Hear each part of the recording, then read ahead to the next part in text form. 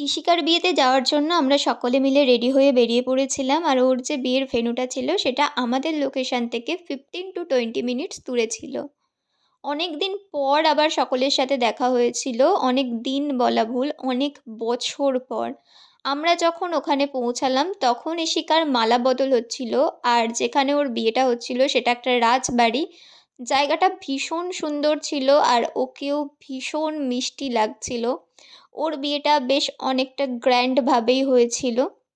আমরাও একটু বিয়ে দেখছিলাম। তারপর সকলের সাথে একটু ফটো, ভিডিও করে নিচ্ছিলাম।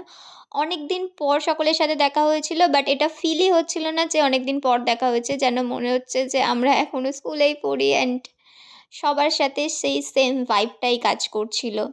স্কুলের পর কলেজ অ্যান্ড জব সবার কাজ নিয়ে সবাই ব্যস্ত হয়ে গেছে। বাট অনেকদিন পর একটা রিউনিয়ন হলো। এটা ছিল ইশিকার গেস্টদের ভেন্যু অ্যান্ড এটা ছিল ওর বিয়ের ভেন্যু। দুটো লোকেশানই ভীষণ সুন্দর লাগছিল। অ্যান্ড তারপর আবার আমরা চলে আসি একটু বিয়ে দেখার জন্য। বিয়ে দেখে তারপর আমরা এখানে একটু মজা করছিলাম। আমরা যেখানে থাকবো সেখানে কাউতালি হবে না, মজা হবে না, এটা তো হতেই পারে না। দেন দিয়াশিনীও চলে এসেছিল। তারপর রাত্রিবেলা অনেকটা রাতে আমরা বাড়ি চলে এসেছিলাম। So that's it for today. দেখা হচ্ছে অন্য কোনো ভিডিওতে। Tata, by.